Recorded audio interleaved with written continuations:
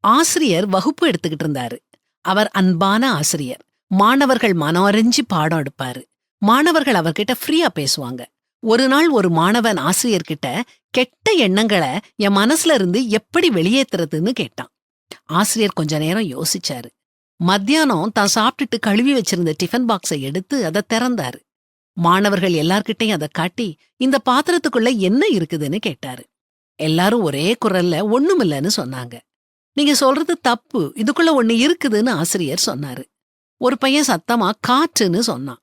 ஆசிரியர் அவனை பாராட்டிட்டு, இப்போ இந்த காற்றை பாத்திரத்திலிருந்து எப்படி வெளியேற்றுறதுன்னு கேட்டாரு. மாணவர்கள் பதில் தெரியாம முழிச்சாங்க. ஆசிரியர் அவங்கள பார்த்து, நல்லா யோசிங்க, உங்களுக்கு பதில் தெரியும்னு சொன்னாரு. ஒரு மாணவன் எழும்பி பாத்திரத்துக்குள்ள தண்ணி ஊத்தலாமேன்னு சொன்னான். உடனே ஆசிரியர், வெரி குட், பாத்திரத்துக்குள்ள தண்ணிய ஊற்றி காற்றை வெளியேற்றோம். கெட்ட எண்ணங்களை வெளியேற்றவும் இதத்தான் செய்யணும். உங்க மனச நல்ல எண்ணங்களால மட்டுமே நிரப்புங்க, கெட்ட எண்ணங்கள் தானா வெளியே வந்துரும்னு சொன்னாரு.